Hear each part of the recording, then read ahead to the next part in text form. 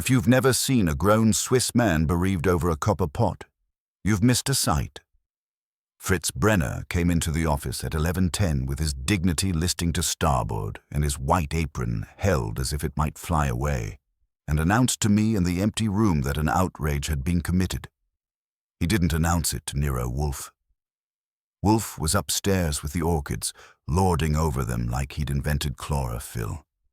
Visiting hours run till 11, and after a morning among those assertive ladies, he comes down, drinks beer, and faces the worst of humanity with something like patience. 11:10 is the no-man's land when only Fritz, me, and the house are supposed to be alive. "Mr. Goodwin," Fritz said, and lowered his voice for tragedy. "It is polished. There are half a dozen items in the brownstone that can be it in Fritz's language, and each of them has a first name and a current grievance." I spun my chair. "Who is polished?" "The goose." He shut his eyes at the word. "Copper, the big oval.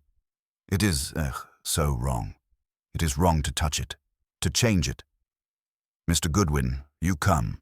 When Fritz says you come, because it's either that or find yourself eating penance in a stew later." I followed him to the kitchen, which, if you don't know, our setup is Fritz's sanctuary the way the plant rooms are, Wolfe's. The goose had pride of place on its hook above the block. It was the largest copper in the house, an oval made to hold a fat bird and keep its dignity. It was now gleaming like a senator's campaign promise. The copper caught the light and threw it back at me in blinding, shameful waves. Fritz looked at it and flinched. "You see? This is not my hand. I would never. The patina is part of the seasoning. You do not scrub memory away from a pot." I admit I stared with all the awe the situation merited. I've seen pots polished in my time. I've even done crime scene cleanups that left less shine. There wasn't a thumbprint on it. There wasn't a whisper. Even the hook looked scoured. "You didn't do it," I said. "Never.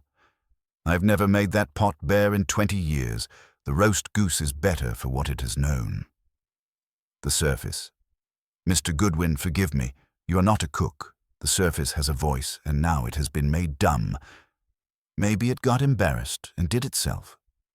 He made a noise that could curdle cream. "Someone came.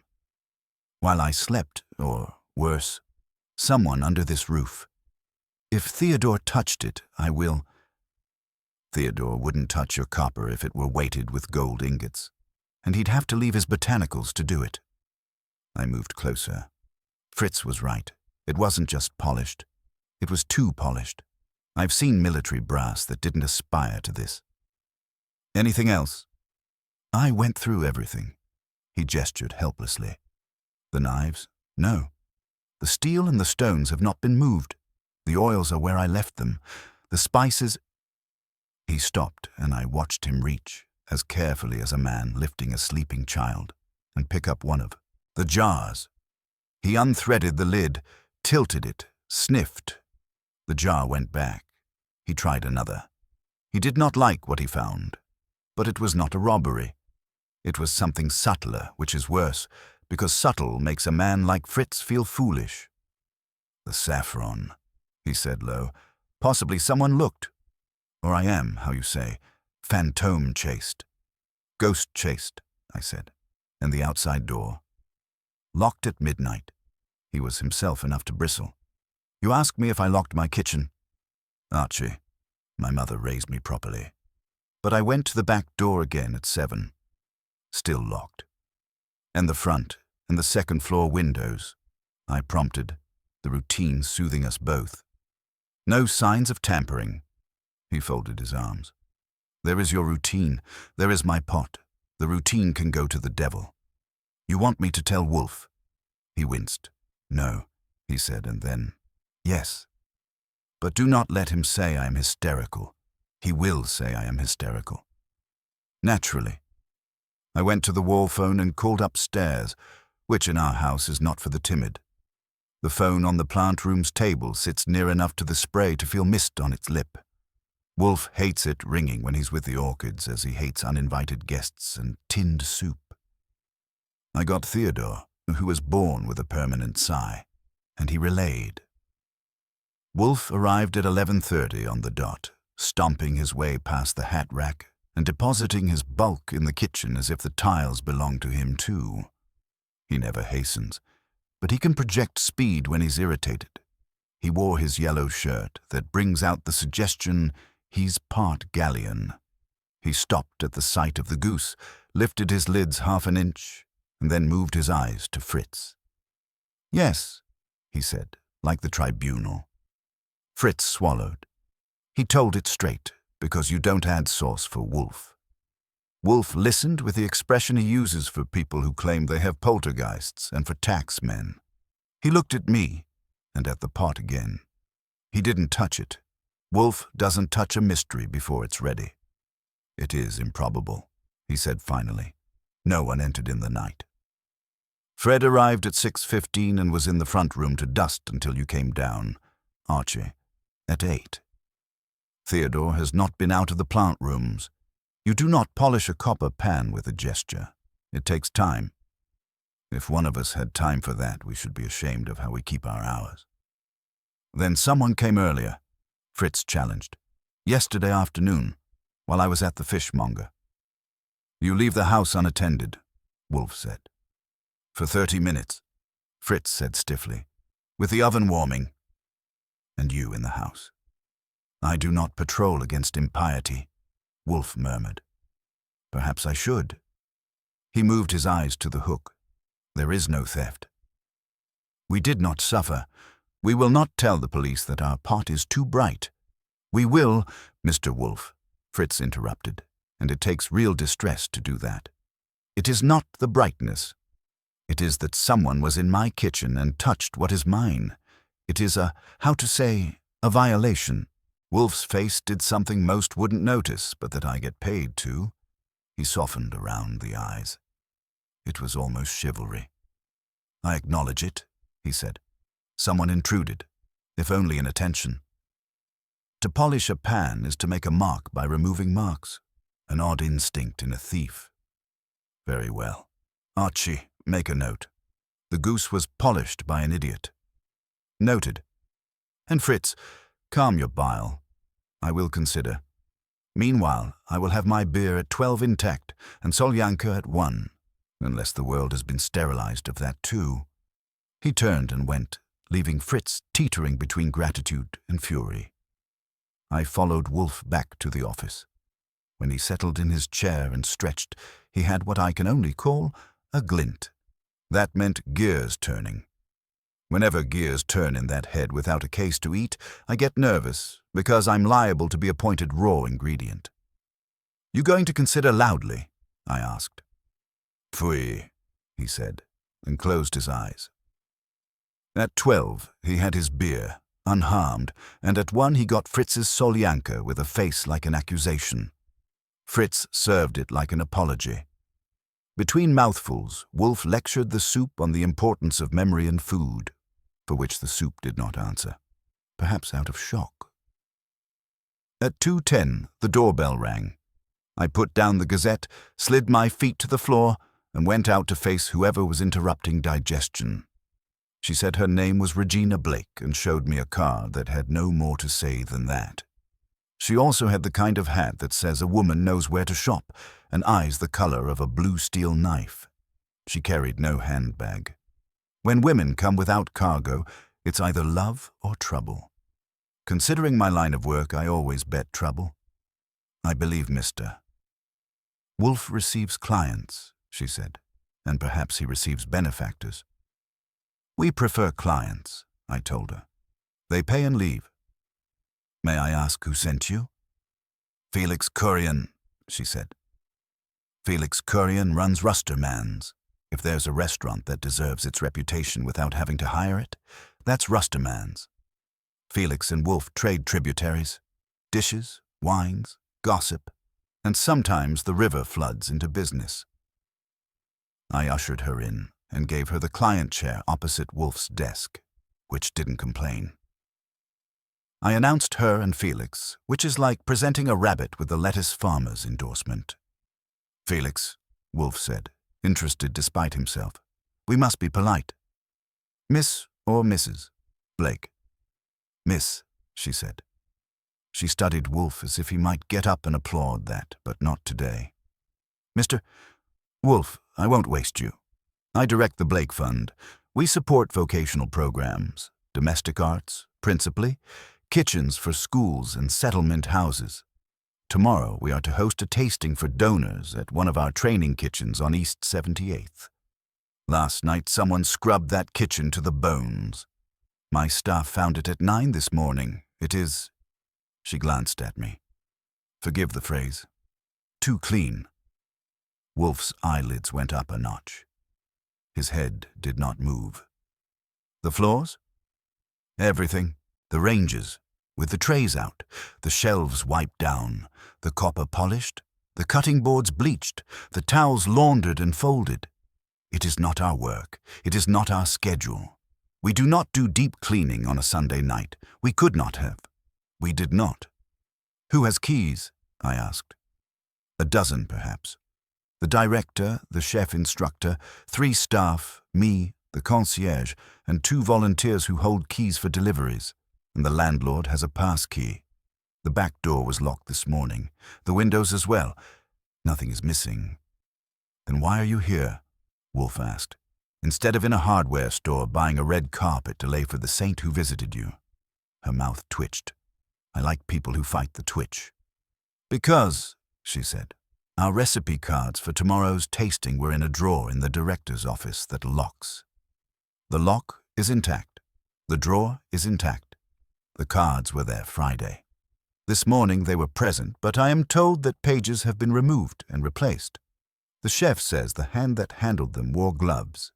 He says someone removed something and left it the way a careful burglar leaves a note. And yet nothing is missing. There is also the matter of the spice blends we were to use," she added. "They are present. But Chef Mateo says one jar smells wrong. He won't use it. He says someone has touched what is his. He is like your Fritz, perhaps?" My eyes went to Wolfe. His expression did a lazy turn. "Who told you about Fritz?" "Mr. Currion." She folded her hands. "Mr. Currion told me a cook, Luke, Fritz, had found his copper too bright and that Mr. Wolfe lives in a house where the kitchen is considered a realm. Mr. Currion is a friend and a donor. He advises me when I am about to consult a man who will refuse me on principle." "On principle?" Wolfe echoed. "You decline unpleasantness," she said. "That is the legend. You prefer your cases like your sauces. Reduced and subtle. This is dishwater. It is beneath you." "I'm flattered that an entreaty includes a critique," Wolfe said. "What do you want?" "I want discretion," she said, "and speed. We cannot have the donors in our kitchen when I suspect that someone with a key used it to make me look like a fool. We also cannot call the police and announce to our patrons that their worthy cause is under criminal investigation for hygiene. Chef Mateo says someone is stealing. I do not know what. I do not know why, but I know when that kitchen is scrubbing itself, the truth is being erased." "You are emphatic," Wolfe said. She looked at him level. "I am committed." "It is not a fashionable cause, Mr. Wolfe. It is pots and pans and women learning to feed their children. But men have made fortunes telling you cuisine is art. Art must have its saints too. We do our work with civility and soap, not, with your leave, subterfuge." "You will have my leave when you pay for it," he said. He breathed. "Do you know who has motive? Who hates you enough to make your kitchen spotless?"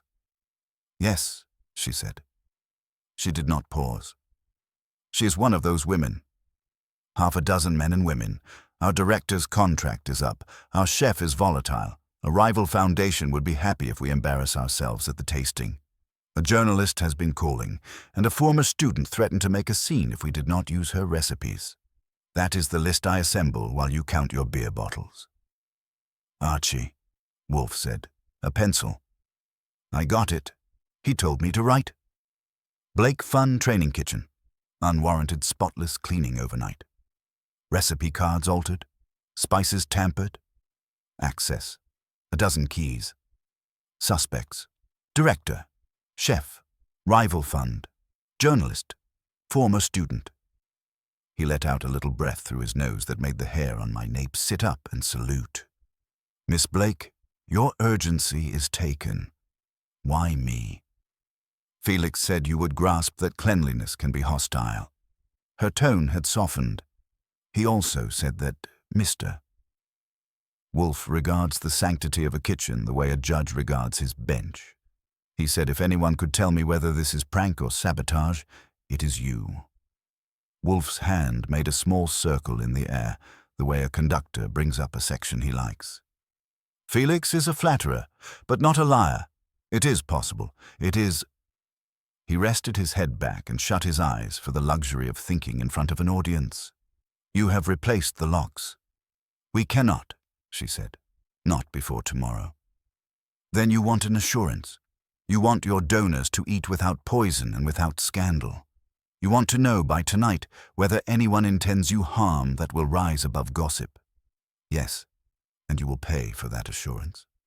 Yes. She didn't flinch. We will pay $5,000 for discretion between now and tomorrow night, and a bonus if you deliver to me the name of the person who did this, with evidence I can use. I have the checkbook in the car. Mr. Currian will make good the balance if the board hesitates. Wolfe slitted his eyes at me.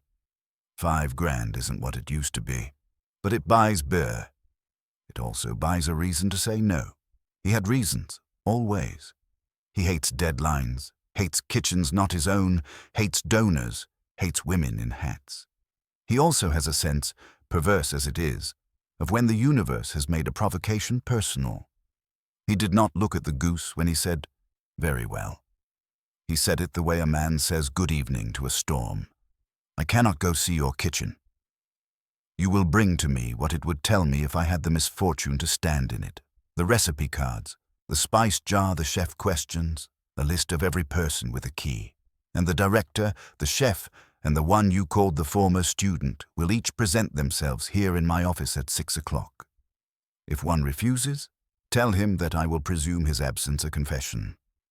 She blinked. That wasn't precisely friendly. They will come, she said. If I order them, they will come. You prefer that word to ask, Wolfe murmured. Good. As for your rival foundation and your journalist, give Archie their names and addresses. He will use his legs. She looked at me. People often do when he issues my legs as orders. I do not know your fees for legs, she said. They come attached to the 5,000, I told her. It's a package. She nodded and rose. You will have the items in an hour, and the people at 6. Mr. Wolfe, she added, forgive me for intruding on your day. Do not, he said. It is already intruded upon. When she left, I closed the door and turned to Wolfe with my best affronted stare. You're taking a case about dishwashing. For $5,000, and you didn't even grunt. I know you like a case with a garnish, but this is suds. He let his eyes travel to the kitchen door and back. Archie, he said, someone came into my house and attempted to reimpose innocence. They polished a vessel that had earned its experience. Miss Blake's angel is the same angel. It is not dishwashing. It is effacement. I detest it. Effacement, I repeated. You're moved because someone polished a pot. His head came half an inch forward. I'm moved because a kitchen is an archive. To erase a record is an act. To erase it expertly is an intention. To erase it badly is a personality. Ah, I said, enlightened. So we're after a personality. Spare me, he said. Fritz came in with coffee, because in our brownstone we use caffeine the way a banker uses columns. He said nothing about the goose because he knows his man. He put down the tray, then, after 2 steps to the door, came back and couldn't help it. Mr. Wolfe, will you catch the man who polished it? Wolfe didn't open his eyes. If it is a man, he said, or a woman, or a fool. Yes. Fritz departed, changed in complexion from the grey of insult to the rose of retribution. That freed me to do the work Wolfe never does. I got Miss Blake's list off the phone by 3. Director, Roland Quayle. Chef, instructor, Matteo Voss. Former student, Lila Payne. Rival Foundation contact, Mrs. Adelaine Orr of the Housecraft League. Journalist, a man named Vern Carson of the Ledger. I filed those names in my head under characters you'll soon be seeing, and phoned Saul Panzer just to keep him warm. Wolfe twitched a finger and said not yet.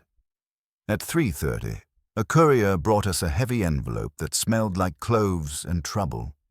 It had the recipe cards in it and a spice jar taped tighter than an accountant's wallet. The handwriting on the cards was neat, the spice was not. Fritz hovered while I set them on Wolfe's desk.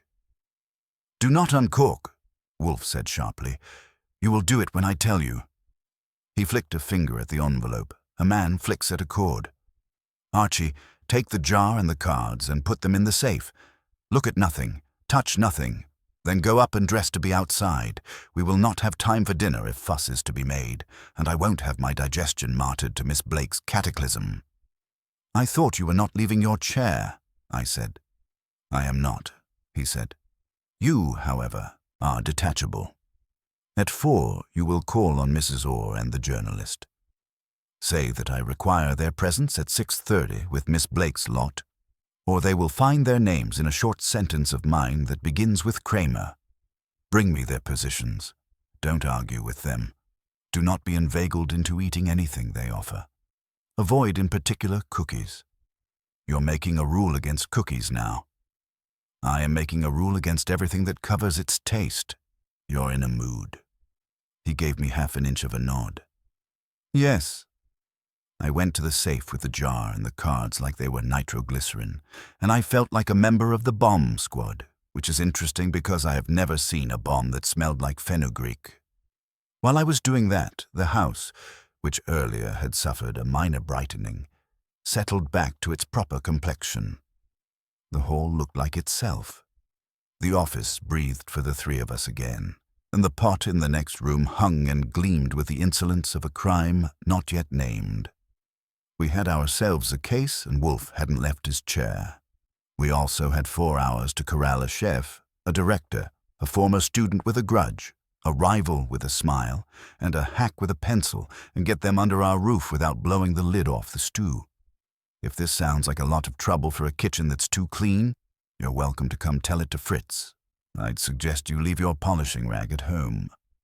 I took the coupe because city weather was breathing for a change, and if I had to peddle Wolfe's invitations, I wanted something under me that didn't squeak. Mrs. Adelaine Orr's building off Park had a doorman whose uniform starch could have cut bread, and the elevator carried me up as if it preferred not to notice my existence. Mrs. Orr herself met me in a sheath so crisp it might have been starched too, her handshake cool as a sealed envelope. "Mr. Goodwin from Mr. Wolfe," she said, as if I'd arrived to check her silverware. She led me into a living room that was a recruiting poster for the Housecraft League. Girls in uniform stirring pots, quotes on the wall about dignity and domestic arts, and on the sideboard a cellophane-wrapped pyramid of cookies, each with its ribbon. The magazine on the coffee table sat at a perfect 45. "You've heard from Miss Blake?" I asked, settling in. "I have." Her smile was meant to imply graciousness and just enough guilt to be useful. "Regina and I collaborate, when we must. We compete, when we must." She has nerves, thinks this incident was directed at her program. Perhaps it was. She shifted seats without creasing her dress. She wants me present to vouch for standards, or absorb the blame. "I want you present because Mr. Wolfe said so." 6:30. Your hat will be admired." Her eyes measured me. "Mr. Wolfe is in the business of solving crime. This is administrative. Housecraft is full of unsung labor. One forgets kitchens do not police themselves. We have protocols. Blake is romantic. They race ahead with flourish. We, on the other hand, count and audit and sanitize. I finished. It is not a vulgar word, she said sharply. Cleanliness is safety. It is discipline, it is power, I suggested. Responsibility, she corrected. If one of Regina's people made a display of policy dressed as mischief, that's a quarrel, not a crime. I failed to see why a detective must be involved. You'll see at 6:30. Or Inspector Kramer can explain to your donors tomorrow why you had to host him at your tasting. I eyed the cookie pyramid. Generous of you. There for events, she said, neutral, signaling she'd marked Wolfe's rule about cookies. We have a reputation for never poisoning anyone. High bar, I said. 6:30. Please don't be late. Mr. Wolfe gets stout when the world is not prompt. Her smile flickered. Of course. It will be instructive. Next was Vern Carson at the ledger, a floor with the aroma of ink and last-minute panic. Carson perched behind a desk buried since the Coolidge administration, hat at a defensive angle, hands stained with typewriter ribbon. Wolfe, huh? He said. He wants me present. He got religion? You should be so lucky. Miss Blake's kitchen got the scrub of the century. She thinks sabotage. Wolfe thinks attention. Your editor would like a column if you're there to see a philanthropist yell at a chef. You selling tickets? He chewed his pencil, realized it was wood. Blake called me. The director gave me budget lines. The chef told me to go put my head in a stock pot. Why would Wolfe care? Because someone cleaned a place they had no right to. He's sentimental about stains. Carson barked a laugh. Wolfe likes his history with a little grime. Who's the villain? Some donor trying to make a rival look sloppy. That's not a crime you can charge, but it's a sin you can quote. 6:30. You bring your hat. Not because it looks better, but because it's part of your head. He grinned. If Wolfe thinks he's using me, he's right. If I'm using him, he's right. Back at the brownstone, Fritz was stocking up on patience and holy water. It will be a parade, he said, and the stairs will not be safe from feet. Look at the rug when it's over, I told him. Meanwhile, we're earning beer. Wolfe listened to my reports with eyelids low, mouth set. Mrs. Orr is an advocate for antisepsis, he observed. She will say the crime is that the wrong person did the right work. She built a cookie pyramid. He shuddered. Gummata. Archie, in the safe. The cards only. Bring them, put them on my desk. Set 8 chairs. No one touches anything else. If one reaches for the globe, slap the hand, you want music. Discipline. I arranged the chairs, tested the sight lines, and laid out the cards. Still sealed.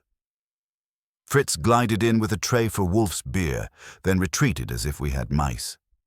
Wolfe's chair took the stage. His eyes tracked every movement, cataloguing nervousness and vanity before a word was spoken. At 6 sharp, the bell sounded. Regina Blake entered, composed but tense, with 3 in tow. Roland Quayle, director, polished to a shine. Matteo Voss, chef, broad-shouldered, eyes finding the copper goose in the kitchen and nodding to it like a lost comrade. And Lila Payne, the former student, clutching a portfolio and dignity. Quayle tried to look above it. Voss radiated insult. Lila radiated grievance. You told me to come, Lila said, not asking for approval. Here you are, I said, taking her portfolio. Wolfe's rule. No uncontrolled paper in the room.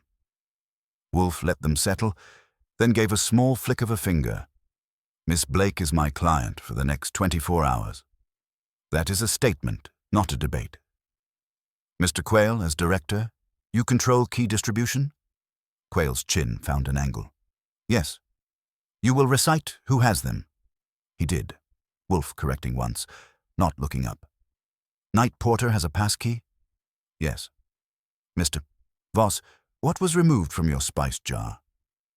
Voss's mouth pulled. It was not removed. It was added. It's not my garam masala. It smells of the hand that made it. You claim a nose that discriminates owners, Wolfe said. Immodest, but possible. We will put your nose to the jar when we permit smell. Not before Lila stayed silent until Wolfe's eyes found her. Miss Payne. Threats. She met him. I told Blake I'd make a scene if they used my recipes without credit and raised money off them. They said they wouldn't steal. I believed them as far as I could throw them. I learned to cook because I was hungry. I don't want to go back to that, Quayle coughed dryly. We don't steal student work. You take it onto the website, she shot back. You call it Community Showcase. No pay. But you get donors and the pictures are pretty. Mr. Wolfe, I'm here because Blake ordered me. I'm not here to smear the program, but I'm done decorating someone else's plated conscience. The room cooled. Wolfe folded his hands, pleased at the tension. For now. You all came because someone polished what should be left human. A kitchen that has cooked is not a showroom. Someone attempted to return it to infancy. It is an impulse I distrust.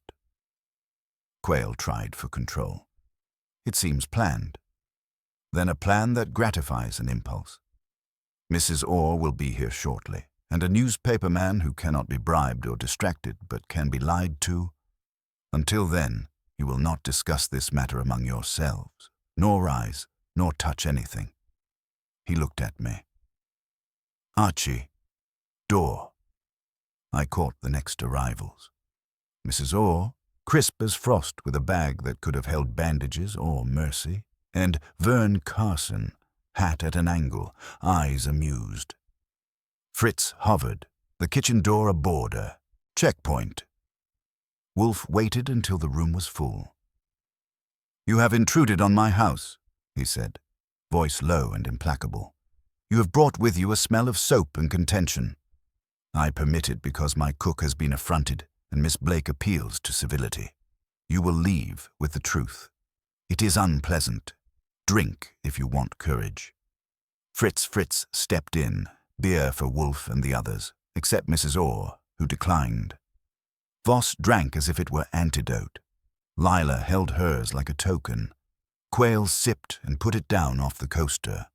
Wolfe watched the coaster. It was one of his tells. He wanted you to believe he was thinking about the wrong thing. The recipe cards, he said. Archie, open the envelope and lay out the sequence for the tasting. Do not mix them. Mr. Quayle, you will not approach the desk. Mr. Voss, you may look from your chair. Miss Payne, you may tell me if you recognize your work. Mrs. Orr, you may remark on font if you must. I slid the cards from their envelope like relics. They were neat, typed, with blue pencil notes. I laid them in order. Savory tartlets, chickpea stew, roast cauliflower with spice blend, lemon possets, coffee. Ah, Wolfe murmured. So, the cauliflower is where we will find our quarrel. Because the spice is where you leave a signature. Those who efface do not like signatures. He shut his eyes. Not a nap, but a lowering of the curtain. The brownstone was full of strangers and keys and words, and Wolfe was in his chair, beer in hand, the center of the room. The copper goose glinted from the kitchen, bearing its insult. Outside, the city hummed like a larder at day's end. Inside, the sanctity of our house had been disturbed, not by blood, but by something scrubbed too clean. Wolfe had his suspects, his evidence, and his audience. The play had begun. Wolfe opened his eyes and let them travel slowly around the room, pausing on each face like a jeweler examining stones for flaws. The silence stretched until it had weight, and I could see everyone except Carson fighting the urge to fidget. Carson, being a newspaperman, was used to uncomfortable silences and was busy taking notes that probably said things like, "Fat man stares, suspects sweat." Miss Payne, Wolfe said finally, approached the desk, examined the cauliflower recipe card. Tell me what you recognize and what you do not. Lila rose with the careful movements of someone walking through a minefield. She leaned over the card, her face tightening as she read. The base recipe is mine. The proportions, the technique. That's from my final project, but these notes in blue pencil. She straightened, her voice carrying the particular indignation of an artist whose work has been vandalized. Someone changed the spice ratios. Reduced the cardamom by half. Increased the turmeric. It would taste like dirt. And the handwriting of these alterations, not mine, and not the way I would write cooking notes. This says subcumin if garum. Flat dash I would never write sub. I would write substitute or replace. This is someone trying to sound like they know kitchen shorthand. Wolfe's fingers drummed once against his chair arm. Mr. Voss, from your position, can you see the annotations Miss Payne describes? Voss leaned forward, squinting. Yes, and she is right. Those are not my notes either. I wrote the timing adjustments, the garnish notes. But toast spices low to avoid smoke? I do not write to avoid smoke. I write to create flavor. Why would someone fear smoke in that kitchen? Wolfe asked. Quayle answered too quickly. The building's smoke alarm is sensitive. We had an incident 2 months ago. The fire department came. The neighbors complained to the landlord. Ah. Wolfe's tone suggested he'd found something tasty. So someone familiar with the building's quirks wrote that note. Someone who knew that smoke would bring unwanted attention. He shifted his gaze. Archie, bring the spice jar. Handle it with the gloves Fritz provided. I retrieved the jar from the safe, handling it like it contained plutonium. The glass was clean, the metal lid properly sealed, but when I unscrewed it, a complex aroma wafted out, warm spices undercut by something sharper, something that didn't belong. Mr. Voss, Wolfe said, demonstrate your claim about this blend. Voss approached the desk with the reverence of a man approaching an altar, took the jar, and inhaled deeply. His face went through several expressions, none of them pleasant. This is not my garam masala. Someone has added cheap curry powder, the kind you buy pre-mixed at the corner store. It kills the subtlety, makes everything taste the same. He paused, inhaled again, his frown deepening. And there is something else. Something that should not be in spices at all. What? Soap, he said flatly. Industrial soap. Whoever mixed this had soap residue on their hands. The kind of soap you use to scrub floors, not to wash dishes. The room went quiet except for the scratch of Carson's pencil. Mrs. Orr shifted in her chair, and I caught the movement because I'm paid to catch movements. Mrs. Orr, Wolfe said pleasantly. You seem uncomfortable with Mr. Voss's diagnosis. I'm uncomfortable with the implication that someone would deliberately contaminate food, she said stiffly. It's unprofessional, destructive, but not unprecedented in your experience. Her composure developed hairline cracks. We've had incidents, disgruntled former employees, people who disagree with our methods. Your methods being practical, accessible. We believe in teaching skills that work in real kitchens with real budgets, not showcase kitchens with exotic ingredients. Wolfe leaned back, fingers steepled. So you would consider, Mr. Voss's approach, with its emphasis on authentic spice blends and traditional techniques, to be perhaps too refined for the population you serve. I would consider it aspirational, she said carefully. Not everyone has access to hand-ground spices or the time to bloom each element separately.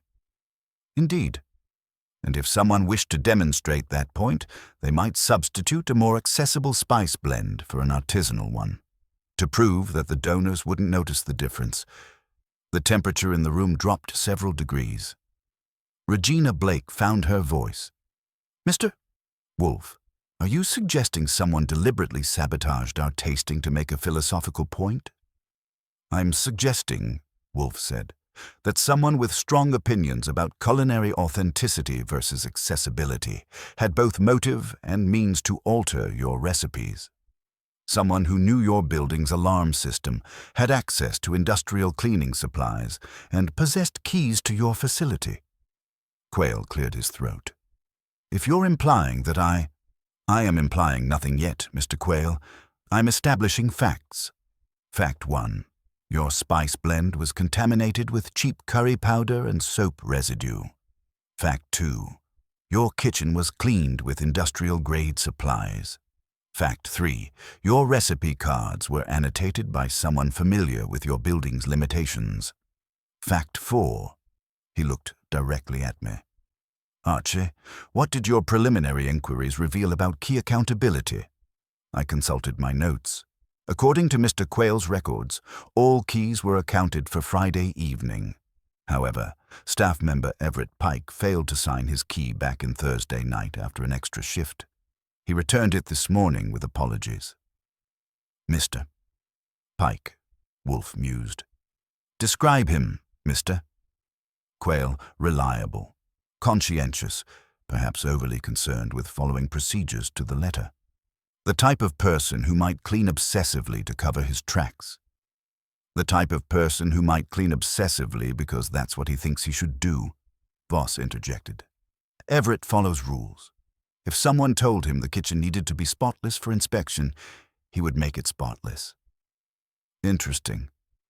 Wolfe's eyes found Carson. Mr.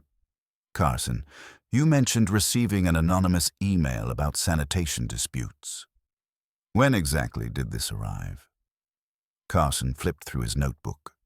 3 days ago, Sunday evening, from a Blake Fund email address, but obviously not from anyone willing to put their name on it. And what did this email suggest? That there was conflict between the chef and director over cleanliness standards, that corners were being cut to save money, that someone was going to get the program in trouble with health inspectors. Regina Blake's face had gone pale. We don't cut corners. Our last inspection was excellent. But someone wanted a reporter to believe otherwise, Wolfe observed. Someone who knew that negative publicity before a major donor event could be devastating. Someone who understood that the mere suggestion of sanitation problems would require immediate, visible action. He let that settle, then continued. The pattern emerges. Anonymous accusations of poor standards, followed by obsessive cleaning that would be obvious to anyone entering the kitchen. Subtle sabotage of recipes that would make the food mediocre without being obviously tampered with.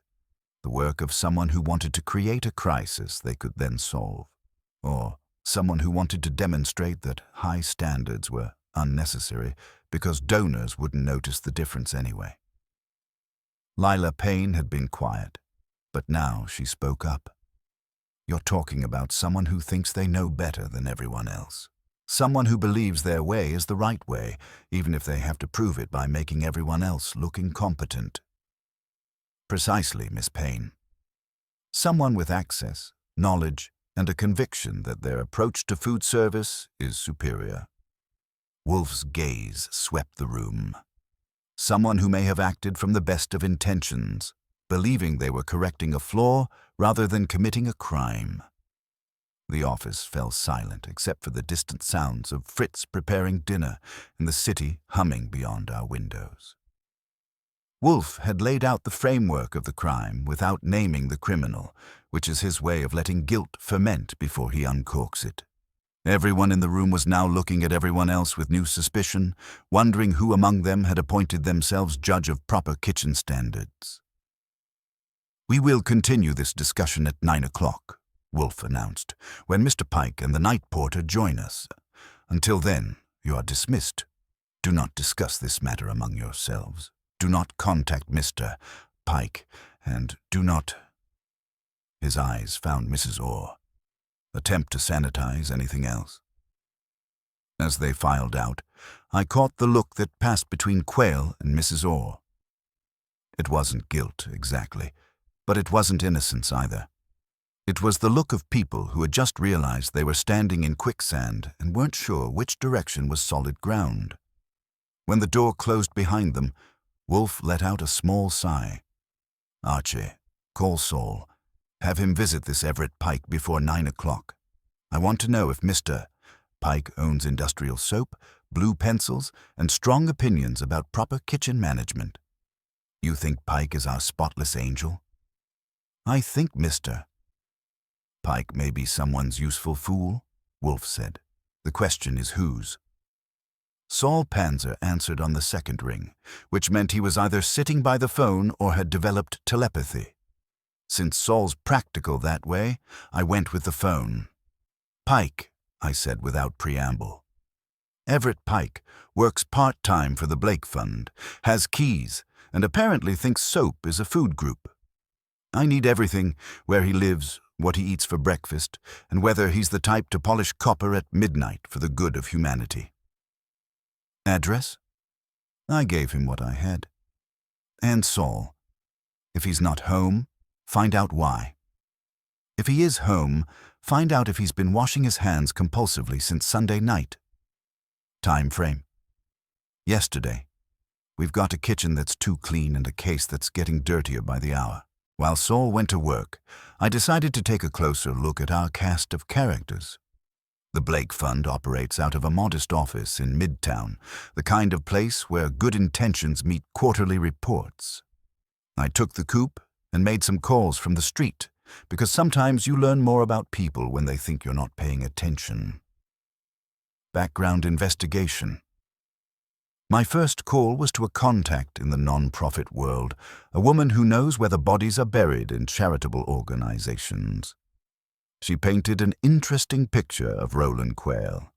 Competent but not visionary, the kind of director who keeps the lights on but doesn't inspire donors to write big checks. More importantly, his contract was up for renewal in 6 months, and the board had been making noises about wanting fresh leadership. He's been courting the Carnegie Foundation for a major grant, she told me. Something about expanding their reach to underserved communities. But Carnegie's been burned before by programs that looked good on paper, but fell apart under scrutiny. They're doing deep background checks now, looking at everything from financial management to actual program effectiveness. That gave Quayle a powerful motive to ensure nothing went wrong with the upcoming tasting. A scandal now would kill his chances at both the grant and contract renewal. Next, I called Felix Kurian at Rustermann's.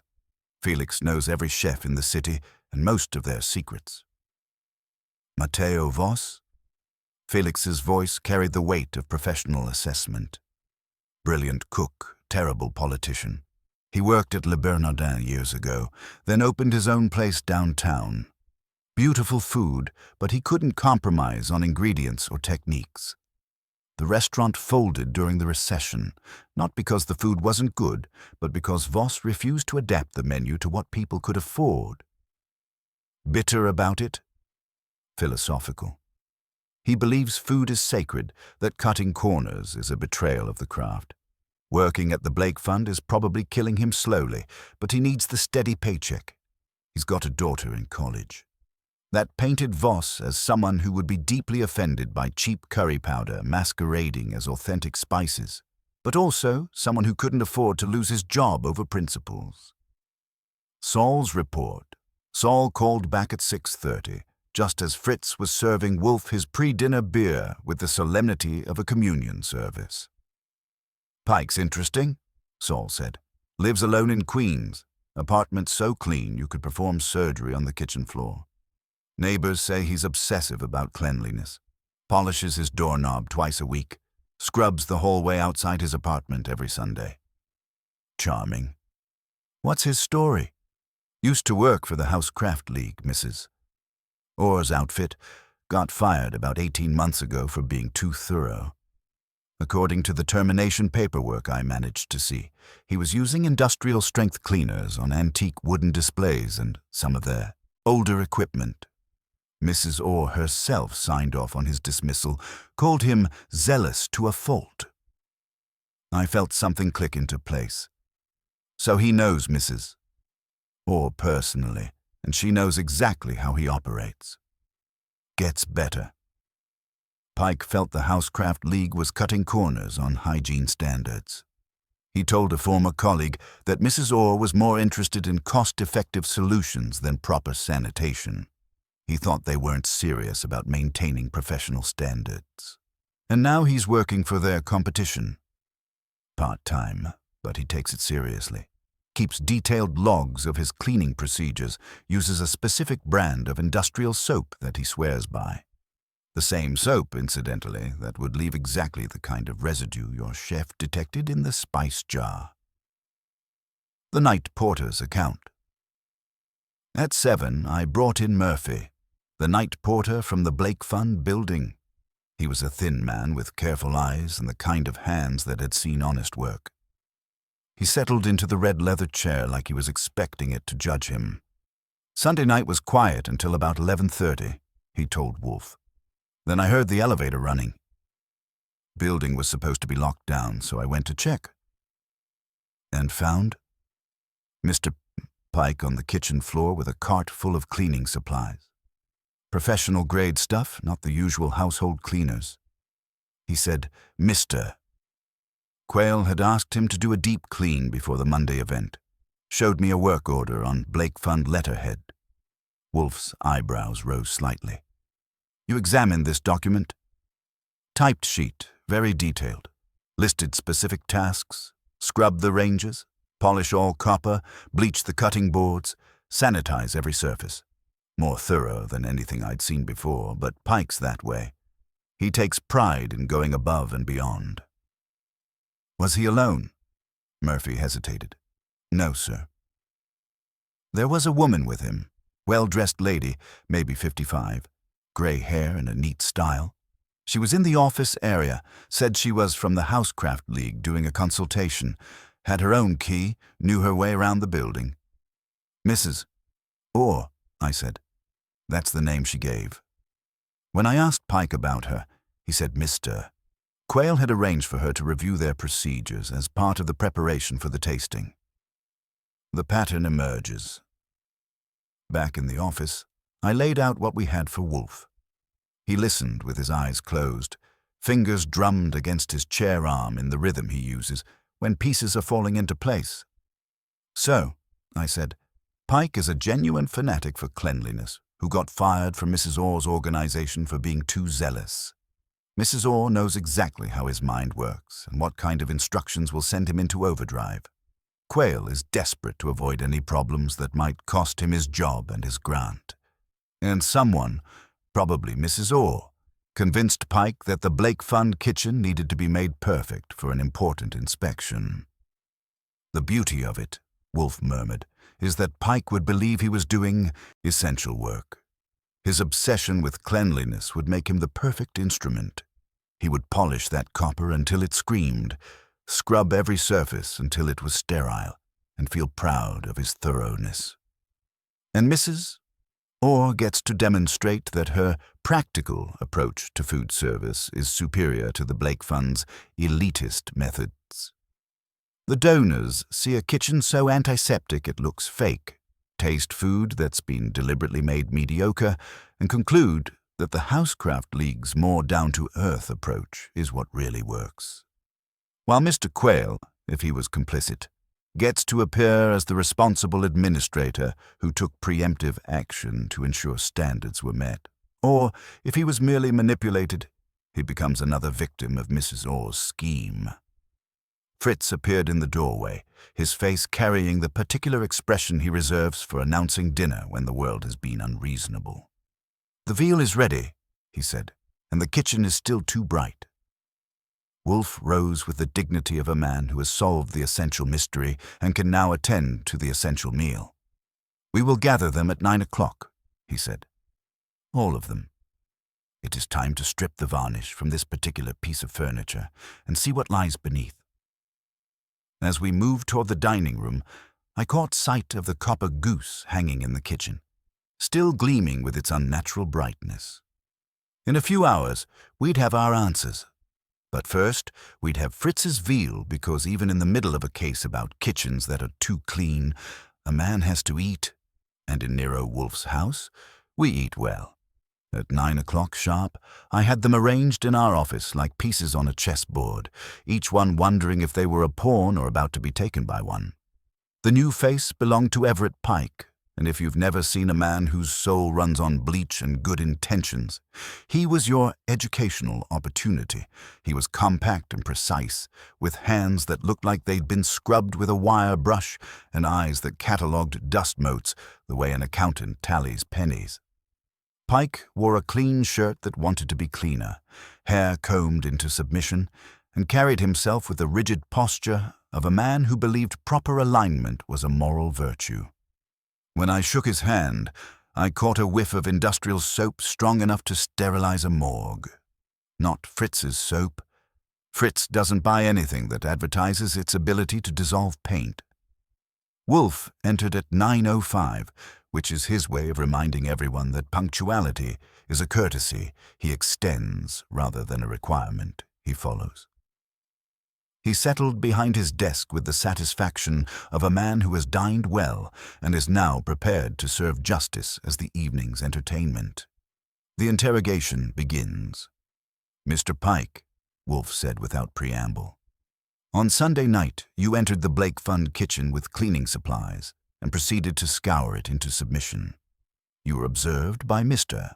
Murphy here and accompanied by Mrs. Or you will now explain who instructed you to perform this zealous ablution." Pike straightened, if such a thing were possible. "I received a call Saturday afternoon from someone identifying herself as Mr. Quayle's administrative assistant. She said there would be an emergency cleaning Sunday night, that important donors were coming Monday, and everything had to be perfect. She mentioned that Mrs. Orr from the Housecraft League would be consulting on proper standards. This woman knew your schedule, your access, your previous employment with Mrs. Orr's organization?" "Yes, sir. She was very well informed. She said Mrs. Orr had specifically requested me because of my attention to detail and my understanding of proper sanitation protocols." Quayle started to protest, but Wolfe's raised finger stopped him like a traffic signal. "Continue, Mr. Pike. I met Mrs. Orr at 11:30. She had a detailed checklist, very professional. She explained that the Blake Fund's daily cleaning standards were adequate for routine use, but insufficient for donor presentations. She wanted everything brought up to what she called exhibition quality. The violation discovered. While Pike spoke, I noticed Fritz hovering in the doorway with the particular expression he reserves for announcing disasters. He caught my eye and jerked his chin toward the hall. I followed him to where our umbrella stand lies like a small brass sentinel. The drip tray beneath it gleamed with a fresh, unnatural shine, a crescent of brightness in a month's worth of honest tarnish. Fritz doesn't polish that tray. He lets it accumulate the dignity that comes with use. Now someone had wiped it clean, testing their compulsion on our property. I returned to the office and reported. Wolfe's eyes went flat as winter ice. "Mr. Pike," Wolfe said, his voice carrying the chill of absolute judgment, "while seated in my office, you took it upon yourself to polish my umbrella stand's drip tray." Pike didn't even try to deny it. It was tarnished. It reflects poorly on the household to leave brass unattended. "You will not," Wolfe said with dangerous quiet, "presume to improve my house. This is a repository of experience, not a showroom for your obsessions. The tarnish on that tray is 3 years of honest service. You had no right to erase it." The room went silent except for Carson's pencil-scratching notes that probably said something like, "Fat man defends tarnish, suspect wilts." The spice contamination. "Now," Wolfe continued, "the spices. Mr. Voss, examine the jar we retrieved from your kitchen." I handed the jar to Voss, who unscrewed the lid and inhaled. His face went through several expressions, none of them pleasant.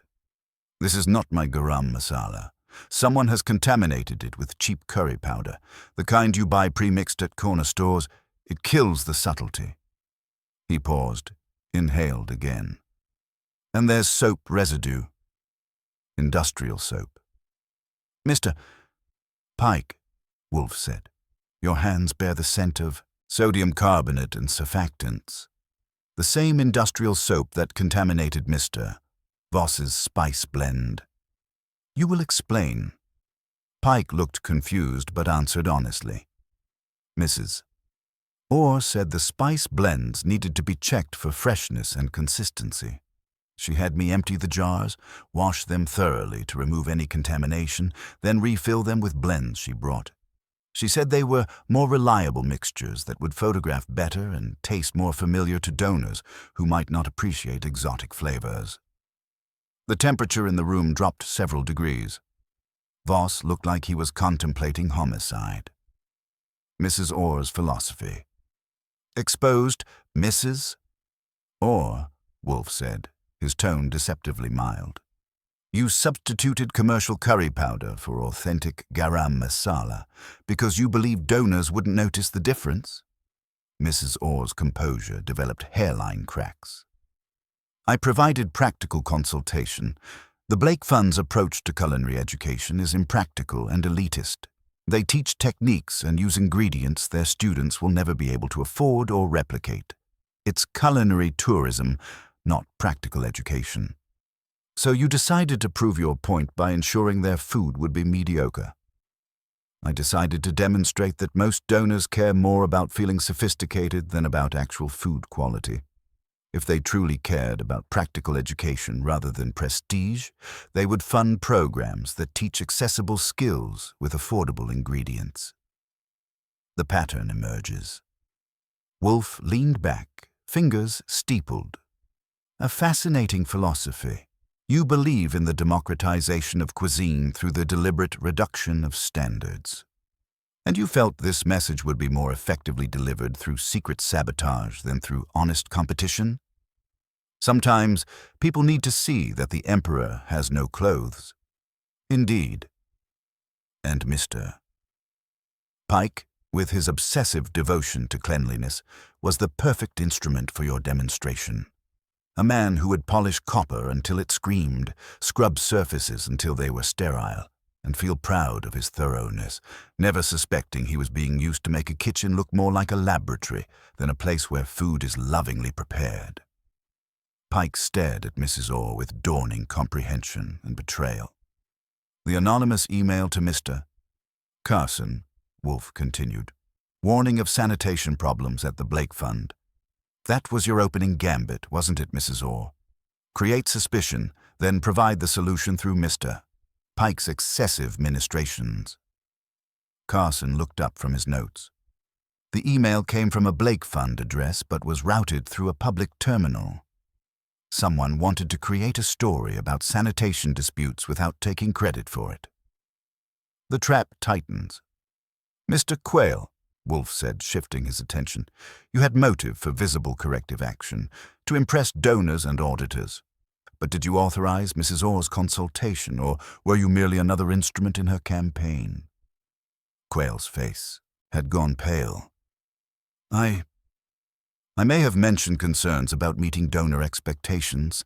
I may have asked Mrs. Orr for advice about standards, but I never authorized her to enter our kitchen or alter our preparations. Of course not. Because you are not a saboteur, Mr. Quayle. You are merely a man under pressure who provided Mrs. Orr with the opening she needed to execute her plan. Wolfe rose slightly in his chair, which for him is the equivalent of standing on a soapbox. Mrs. Orr, you have committed fraud, sabotage, and the corruption of honest labor. You used false pretenses to gain access to a competitor's facility, deliberately contaminated food intended for public consumption, and manipulated a well-meaning employee into participating in your scheme. All to prove that your philosophy of culinary mediocrity is superior to the Blake Fund's commitment to authentic techniques. The room held its breath. Mrs. Orr sat rigid, her carefully constructed world of practical solutions crumbling around her. Pike looked like a man who had just discovered his religion was a lie. We will adjourn, Wolfe announced, for 10 minutes, during which no one will rise, no one will speak, and no one will touch anything in this house. When we return, Mrs. Orr will explain exactly how she orchestrated this campaign of cleanliness as warfare, and we will determine what justice looks like for a woman who weaponized soap. He picked up his beer and drank, leaving the room to breathe like something that had been scrubbed too clean and was finally remembering how to be alive. Outside, the city hummed with its usual chaos. Inside our brownstone, order was being restored, not through industrial soap and obsessive polishing, but through the patient application of truth to the stains that really matter. The 10 minutes passed like a held breath in a room full of people trying not to exhale. Guilt. Pike sat rigid as a man expecting judgment, his hands clasped so tightly the knuckles had gone white. Mrs. Orr maintained her composure, with the determination of someone who had decided that dignity was the only asset she had left to spend. Quayle studied his shoes as if they contained the secrets of administrative salvation. The rest watched Wolfe with the fascination of people witnessing either a masterpiece or a demolition, possibly both. When Wolfe returned at 9:15, he carried with him the particular air of a man who has spent 10 minutes arranging facts in their proper order and is now prepared to serve them as the evening's main course. He settled behind his desk with the satisfaction of a conductor approaching a familiar symphony, one he intended to play without missing a note. "Mr. Pike," Wolfe said, his voice carrying the weight of absolute authority. "You mentioned receiving detailed instructions for Sunday night's work. You keep records, do you not?" Pike nodded quickly, reaching for a slim black notebook with the eagerness of a man offering evidence of his own. "Diligence." "Yes, sir. I document all procedures, times, materials used." He handed it over with the reverence usually reserved for sacred texts. I took the notebook and flipped through pages of meticulous entries.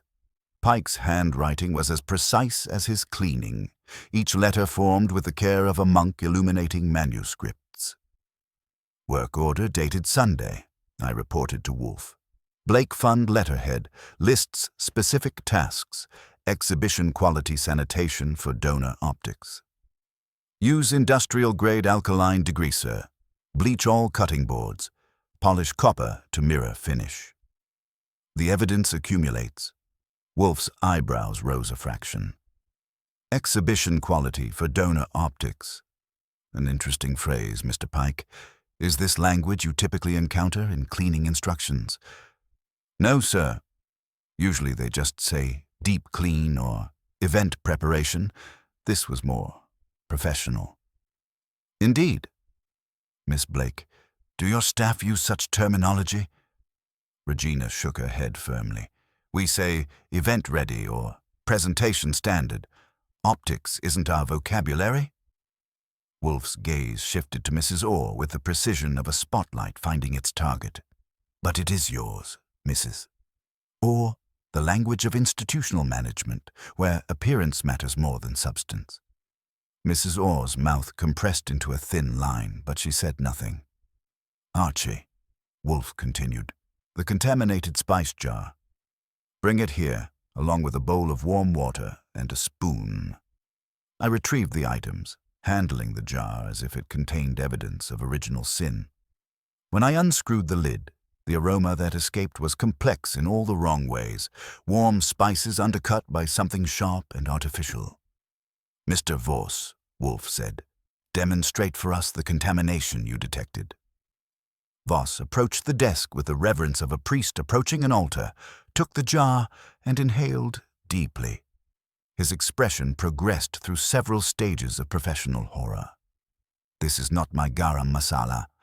Someone has added cheap curry powder, the kind that comes pre-mixed from corner stores. It destroys the subtlety, makes everything taste the same." He paused, inhaled again, his frown deepening. "And there's something else. Industrial soap residue, the kind used for heavy cleaning, not food preparation." At Wolfe's nod, I spooned a small amount of the spice blend into the warm water and stirred. The surface didn't behave like authentic spices should. It left a faint film, an oily slick that caught the light with the wrong kind of gleam. Fritz, who had been hovering protectively near the kitchen door, stepped forward and sniffed the mixture. His face went through the expressions of a man witnessing desecration. "Soap," he said simply, as if the word explained all the world's sorrows. Mrs. Orr's campaign revealed.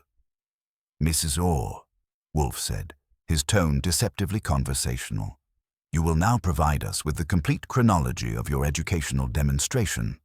Begin with your philosophical objections to the Blake funds. Approach."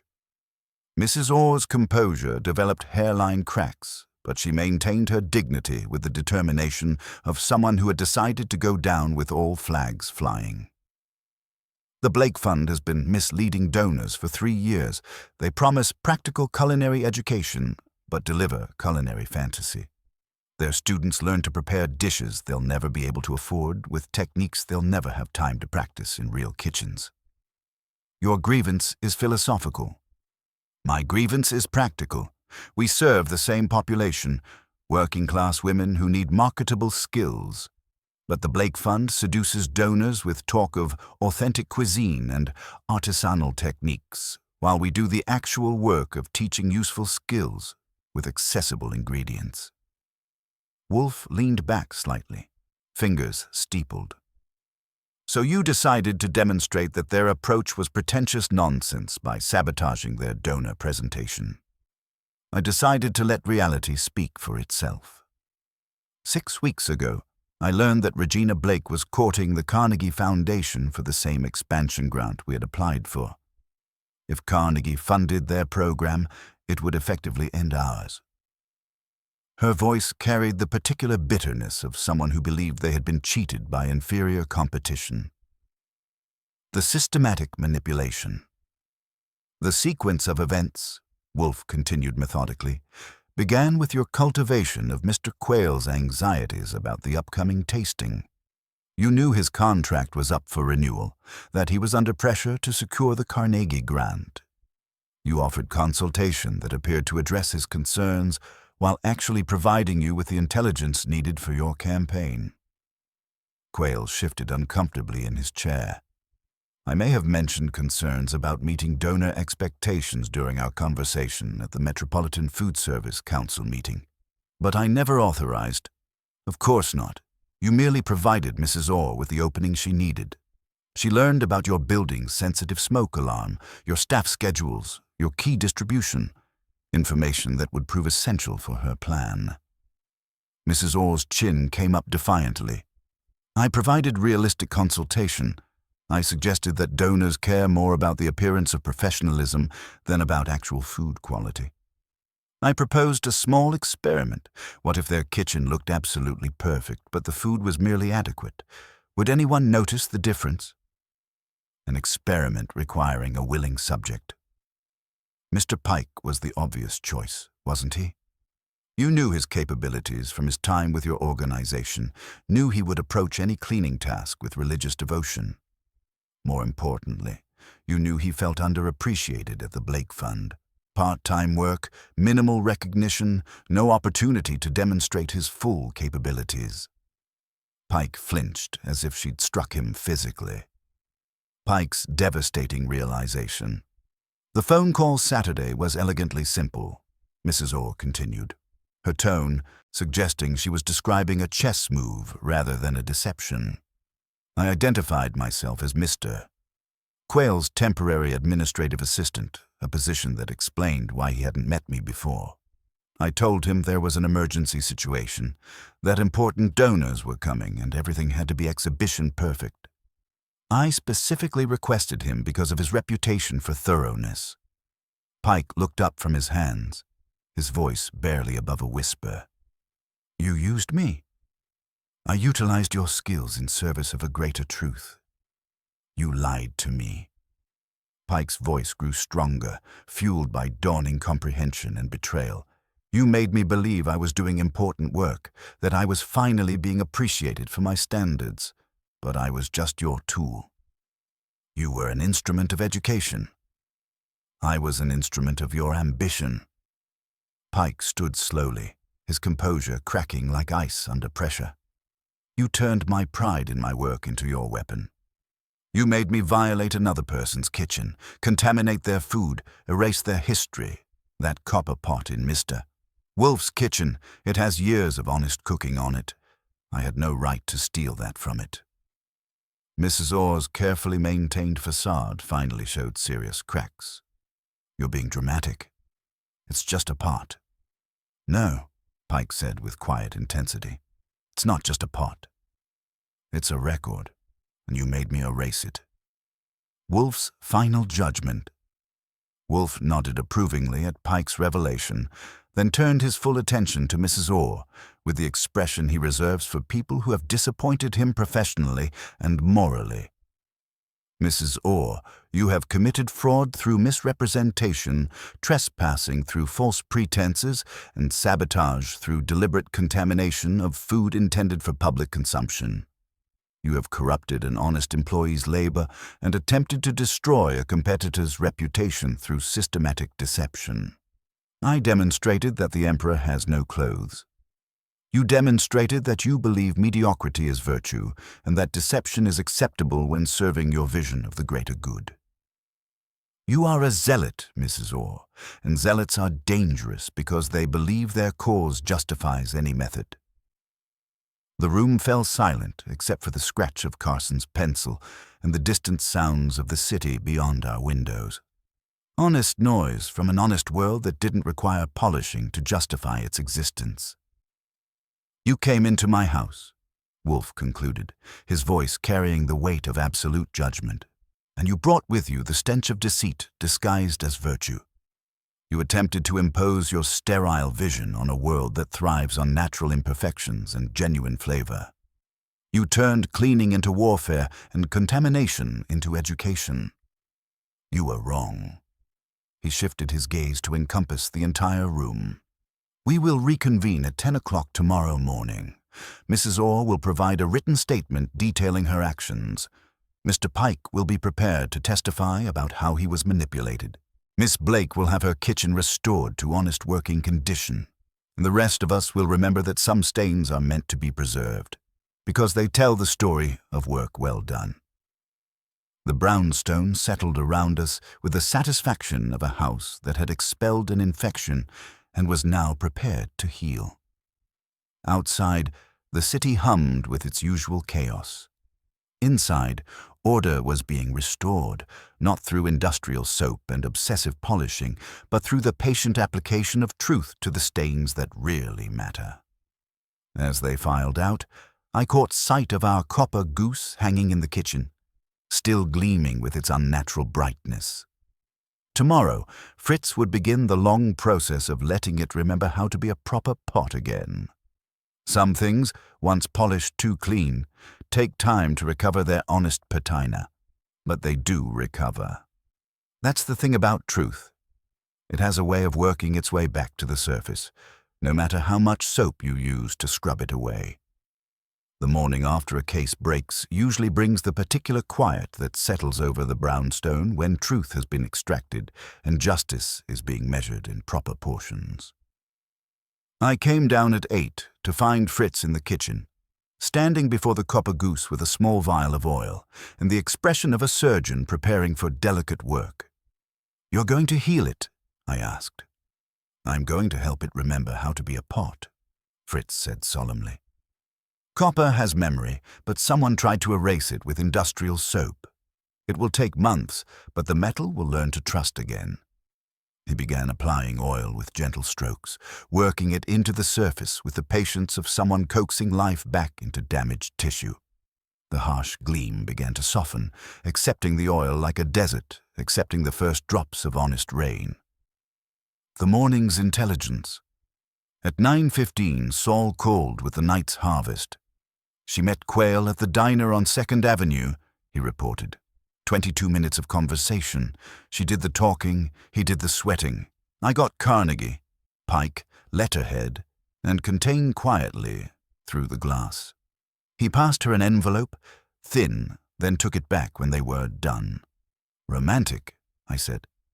Any follow-up? She went home. He walked 6 blocks in circles like a man measuring his grave, then took a cab to a building on Madison. Not his address. I'll check the tenant list. When Wolfe came down at 9:30, I laid out Saul's intelligence along with the morning's mail, which included a heavy envelope from Mrs. Orr marked "Personal and Confidential." Inside was a typed statement, 20 pages of legal prose that managed to describe systematic sabotage as consultative guidance and fraud as alternative methodology demonstration. Wolfe read 3 pages and pushed it away with the expression he reserves for wine that has turned to vinegar. This is not a confession, Archie. This is a legal brief disguised as contrition. Mrs. Orr believes she can parse her way out of culpability through the judicious use of passive voice. The final confrontation. At 10 o'clock, Mrs. Orr arrived with a thin, nervous man who introduced himself as Percival Finch, her legal counsel. Finch carried a briefcase that looked like it had been packed for a siege, and Mrs. Orr wore the expression of someone who had decided that dignity required complete inflexibility. "Mr. Wolfe," Finch began, "my client is here as a courtesy. She denies any criminal intent or actionable wrongdoing." "Indeed," Wolfe said without opening his eyes. "She merely intended to demonstrate the superiority of her educational philosophy through systematic deception, deliberate contamination of food, and the manipulation of an honest employee. A mere academic exercise." Mrs. Orr's chin came up. "I provided realistic consultation on practical standards. If the Blake Fund chose to interpret that as..." "Mrs. Orr," Wolfe interrupted, his voice carrying the particular chill he reserves for people who insult his intelligence. "You will now listen. Yesterday evening, after you departed my office, you met with Mr. Quayle at a diner. You discussed damage control, specifically how to contain quietly the exposure of your scheme. Mr. Quayle provided you with something in an envelope, which you returned to him after examination. My operative observed this entire exchange." Finch started to object, but Wolfe continued without pause. "This morning I have received your statement, which is a masterpiece of legal evasion. You describe your actions as consultation and methodology demonstration. You omit entirely the false identity you assumed when calling Mr.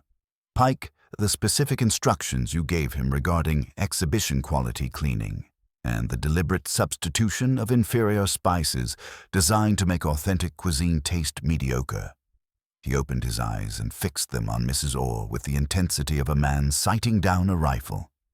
"You will now provide a truthful statement detailing exactly how you orchestrated this campaign of sabotage. You will admit that your purpose was to discredit the Blake Fund's program and promote your own organization's approach. You will acknowledge that you exploited Mr. Pike's professional dedication for your own ends. And you will do this with clarity and honesty, or Inspector Kramer will receive a complete report of your activities, including testimony from Mr. Pike, building security records, and evidence of the contaminated spices." The terms of justice. Mrs. Orr's composure developed hairline cracks. "Mr. Wolfe, even if I were to provide such a statement, what assurance do I have that it won't be used to destroy my career? You have my word that it will be used only to ensure justice for those you have wronged. However, that justice will be comprehensive. You will provide a formal public apology to the Blake Fund, to Chef Voss, and to Mr. Pike. This apology will be published in the appropriate trade journals. You will also make substantial financial restitution to the Blake Fund, specifically for the replacement of contaminated ingredients and the professional restoration of their kitchen equipment." Finch looked like he was about to faint. "Mr. Wolfe, this is extortion." "This is consequences, Mr. Finch. Your client attempted to destroy a competitor through fraud and sabotage. She corrupted an honest employee's labor and contaminated food intended for public consumption. She may choose between private restitution and public prosecution. The choice is entirely hers." Mrs. Orr sat in silence for a full minute, her carefully constructed world of justified methodology crumbling around her. Finally, she nodded. I will rewrite the statement. But I demand that Mr. Pike's involvement be characterized accurately as the result of my manipulation, not his independent malice. Mr. Pike's only crime was wanting to do his job well, Wolfe agreed. Your crime was turning that virtue into your weapon. The resolution. By afternoon, the second statement had arrived. 20 pages of truth wrapped in legal language, but truth nonetheless. It detailed Mrs. Orr's resentment of the Blake Fund's success, her deliberate cultivation of Quayle's anxieties, her calculated exploitation of Pike's obsessive nature, and her systematic sabotage of the tasting preparations. Regina Blake called at 4, her voice carrying the particular joy of someone who had survived a disaster and emerged stronger. The tasting was a triumph, Mr. Wolfe. Chef Voss managed to create something wonderful despite the sabotage, and our donors were more impressed than ever. The Carnegie Foundation called this morning. They want to schedule a site visit next week. And Mrs. Orr's restitution? Her check for $30,000 arrived by messenger, along with a formal apology. She's also withdrawn from consideration for the Carnegie grant and resigned from the Housecraft League's board. Fritz's victory. That evening, as Fritz served dinner with the particular satisfaction of a man whose universe had been restored to proper order, I noticed the copper goose hanging in the kitchen. It still gleamed, but now with the softer light of metal that was remembering how to be useful rather than ornamental. How long will it take? I asked Fritz. Months, he said without hesitation. Maybe a year. But copper is patient. It will remember how to cook, how to hold heat, how to give flavor to what it touches. It will never be the same as before. But it will be honest again.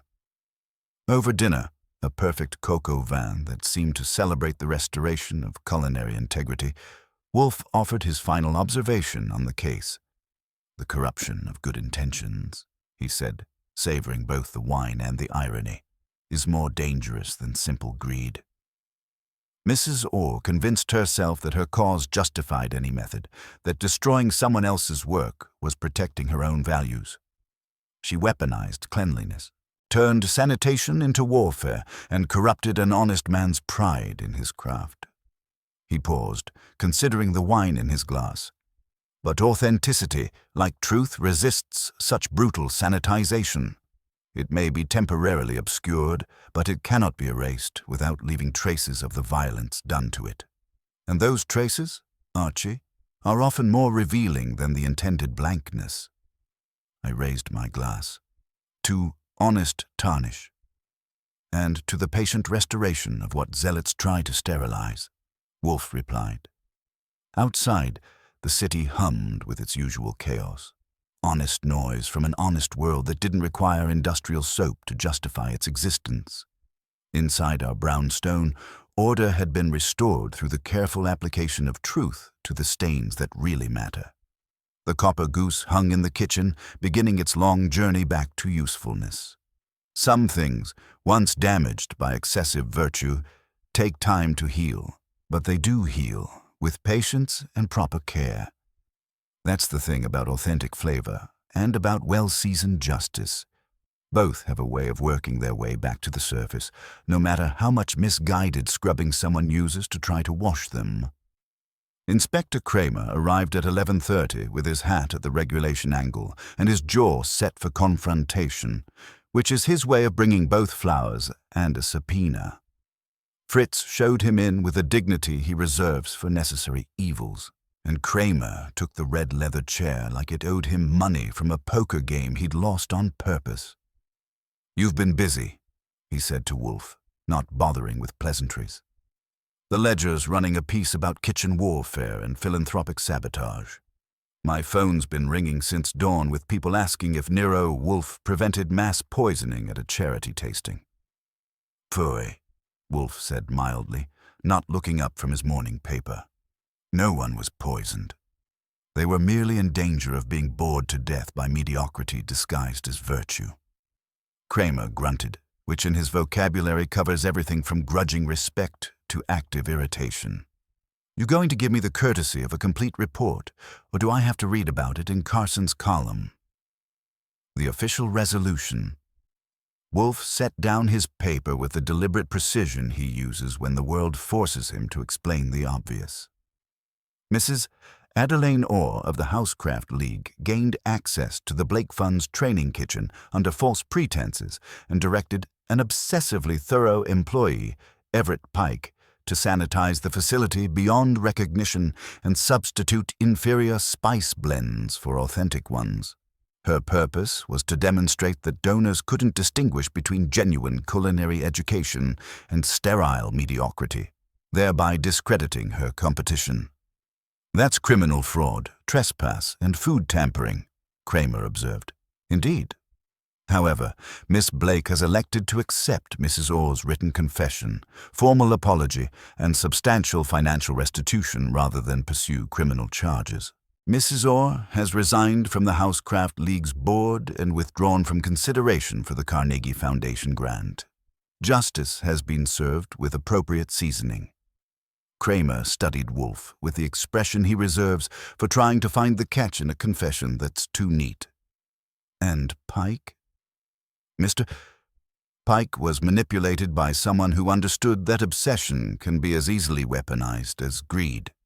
He has been offered a position with the Blake Fund, where his compulsions will be properly channeled rather than exploited.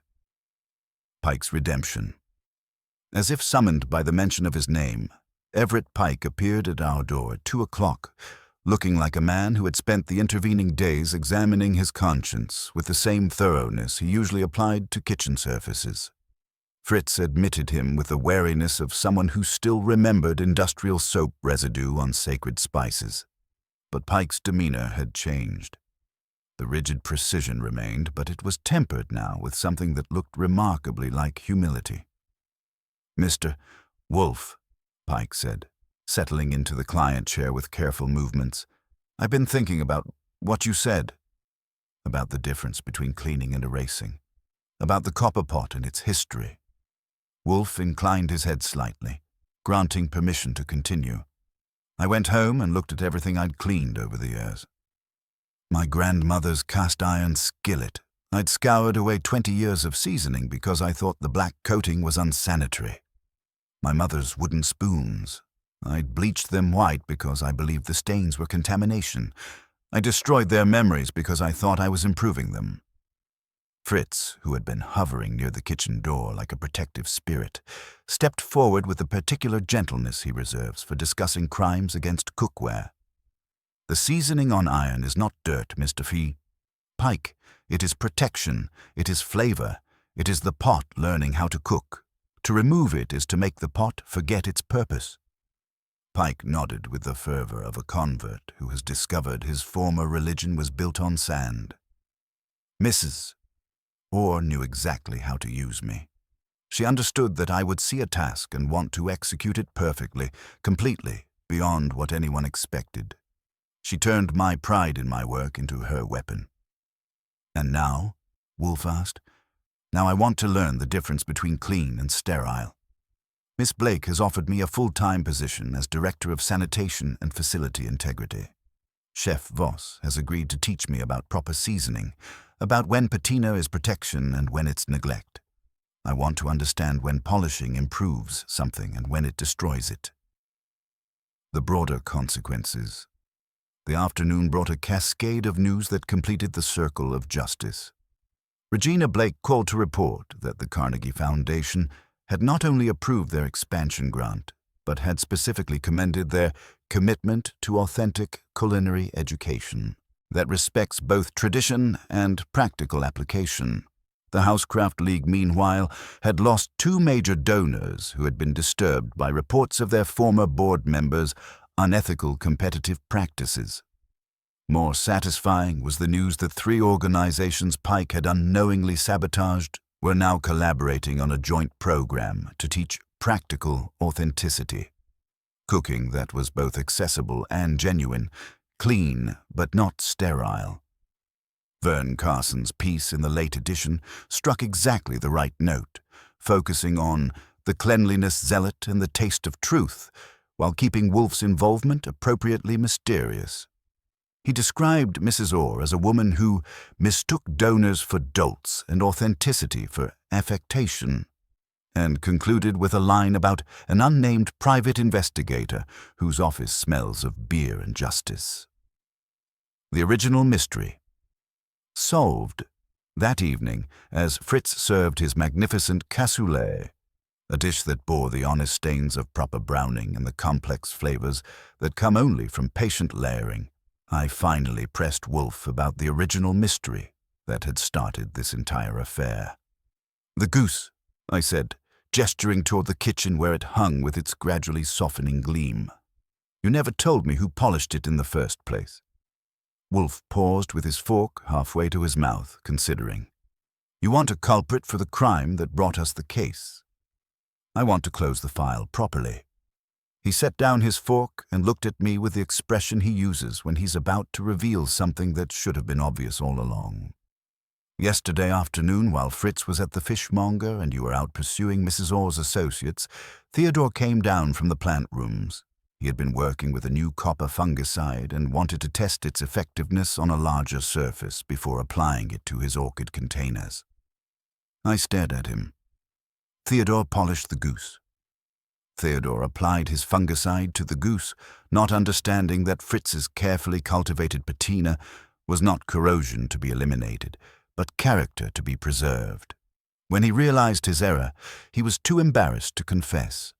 The timing of Pike's visit the following evening provided him with the perfect scapegoat. "And you knew this when?" I suspected it immediately. Theodore's hands bore traces of the same copper polish when he served my beer that evening. I confirmed it when I found the container of fungicide in the plant room trash, carefully buried beneath orchid clippings. "Why didn't you say anything?" Wolfe's mouth twitched with something that might have been amusement. "Because Theodore's mortification was punishment enough, and because his accident provided us with the perfect introduction to a case that needed solving. Sometimes the universe arranges its own invitations to justice." Philosophical conclusions. As the evening settled around us with the particular quiet that comes when order has been restored, Wolfe offered his final thoughts on the case. "The corruption of virtue," he said, savoring both the wine and the irony, "is always more dangerous than simple vice. Mrs. Orr convinced herself that her superior understanding of practical education justified any method, including the systematic destruction of competitors through fraudulent means. She weaponized cleanliness and turned an honest man's professional pride into an instrument of sabotage." He paused to appreciate Fritz's cassoulet, which had achieved that perfect balance between rustic appearance and sophisticated flavor that marks truly great cooking. But authenticity, like properly seasoned cast iron, resists such brutal treatment. It may be temporarily damaged, but it retains the capacity for restoration. And the process of restoration, when undertaken with patience and understanding, often results in something stronger than the original. I raised my glass. "To the patient rebuilding of what zealots try to sterilize." "And to the understanding," Wolfe replied, "that some stains are credentials, not failures." The brownstone's peace. Later, as I made my final rounds of the house, I found Fritz in the kitchen applying his evening oil treatment to the copper goose. The harsh gleam had continued to soften over the past few days, and in the right light, you could see the ghost of its former patina beginning to return. "How much longer?" I asked. "Months," Fritz said without hesitation. "Perhaps a year, but copper is patient. It will remember how to cook, how to hold heat properly, how to contribute its own subtle flavors to the dishes it helps create. It will never be exactly the same as before, but it will be honest again. Some things, once scrubbed too clean, take time to remember how to be useful. But with patience and proper care, they do remember, The copper would learn to cook again, Pike would learn to clean without erasing, and Mrs. Orr would learn that virtue imposed through deception is no virtue at all. That's the thing about authentic character, whether in copper pots, working kitchens, or human beings. It can be temporarily obscured by misguided improvement, but it cannot be permanently erased. Given time and gentle treatment, it works its way back to the surface, often stronger and more valuable than before. Outside, the city hummed with its usual honest chaos. The sound of knives against boards, pans settling on stoves, lives being seasoned by use. Inside our brownstone, order had been restored through the careful application of truth to the stains that really matter. The case was closed, justice had been served with appropriate garnish, and Fritz's kitchen was slowly healing from its violation. In the morning, there would be fresh coffee, perfectly prepared in vessels that knew their business. Not because they were spotless, but because they were experienced. And if some other spotless angel ever comes around with a rag and a philosophy, we'll be ready, with a beer, a spoon, and the kind of patience that can tell the difference between clean and pure.